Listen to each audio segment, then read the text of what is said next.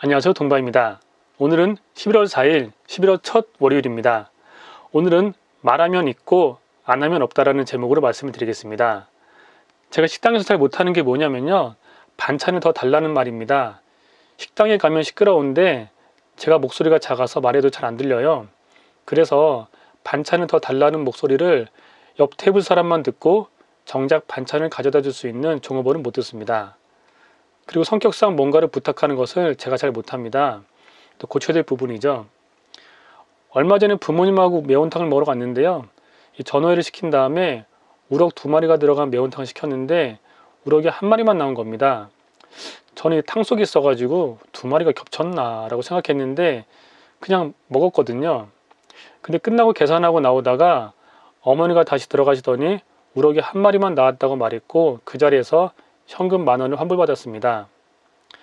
우리가 어떤 부당한 대우를 받거나 그냥 몰라서 뭔가를 물어볼 때도 남자들은 말을 잘 안 하는 경향이 있습니다. 하다못해 낯선 곳을 찾아가다가도요, 길이 헷갈리면 지나간 사람들한테 물어볼 수 있고 그러면 시간을 단축시킬 수가 있는데 잘 묻지 않고 꾸역꾸역 찾아가는 사람들이 대부분 남자입니다. 이렇게 말을 안 해가지고 우럭 1마리 값을 환불받지 못하고 길을 못 찾아서 헤맨 시간 10분 정도라면 감수할 수 있겠지만 그 이상의 일들이 말을 안 해서 생기는 손해 또는 이익을 볼 수 있는 기회를 잃어버리는 사람들이 많습니다. 제가 어제 300만 원으로 식당을 창업한 유튜브를 보았는데요. 어떻게 300만 원으로 창업을 했냐면 이 동네의 공간은 넓은데 장사가 잘 되지 않는 커피숍이 있었답니다. 그 커피숍에 찾아가서요, 사업 계획서를 보여줬다고 합니다. 나에게 공간을 조금만 달라. 내가 월세를 좀 주겠다. 내가 식당을 해서 손님들이 찾아오면 커피숍도 장사가 잘 되지 않겠느냐라고 설득했다고 합니다. 그 사장님은 허락을 했고요. 그래서 단돈 300만 원으로 식당을 창업했다고 합니다. 만약 이 식당 사장님이 무슨 남의 가게 공간을 빌려서 식당을 하느냐, 누가 빌려주겠냐 라고 지레 생각하고 말을 하지 않았다면 어떻게 됐을까요? 창업을 하지 못했거나 300만 원보다 수십 배 더는 투자해서 창업을 해야 됐을 것입니다. 제 사례를 이야기하겠습니다. 저는 정말 작은 프리랜서 같은 홈페이지 구축을 하는 자영업자입니다. 그런 저의 클리언트 중에 한 곳이 바로 규모가 꽤 큰 대학병원입니다. 이 대학병원이 제 클리언트가 된 계기는 다음과 같습니다.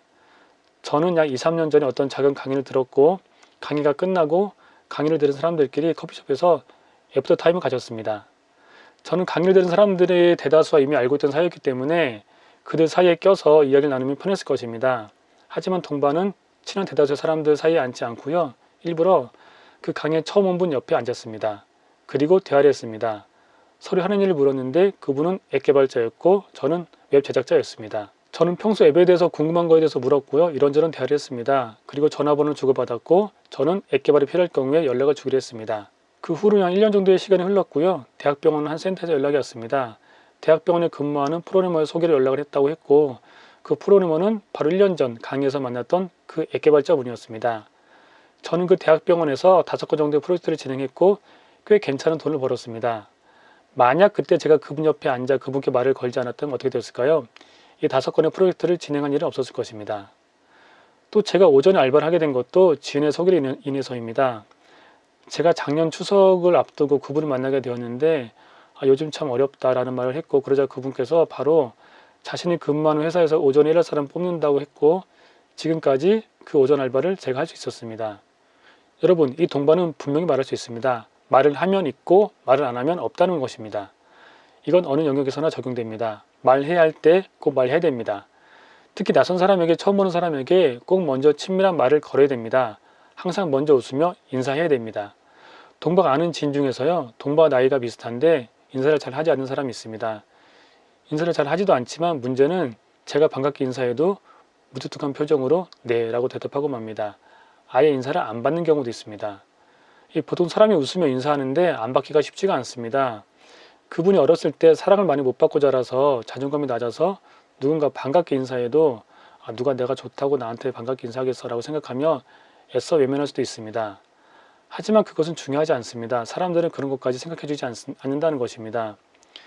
그분이 지금은 직장을 다니고 있지만 요즘은 50세만 넘어가도 직장에서 명예퇴직당하는 경우가 다반사입니다. 그렇다면 그분은 다른 곳에 다 취업하거나 자영업을 할 수도 있을 것입니다.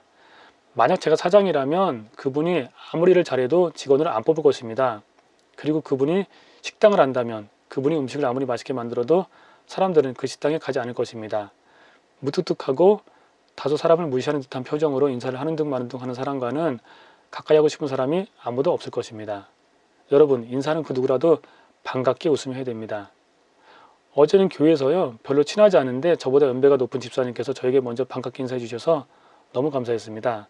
그 인사 하나로 저는 그 집사님을 다르게 보게 되었습니다. 인사할 사람과는 반갑게 인사를 하시고 평소 덜 친하시더라도 서먹해 하지 마시고 내가 먼저 다가가서 인사하세요. 그리고 말을 해야 할 때는 반드시 말을 하세요.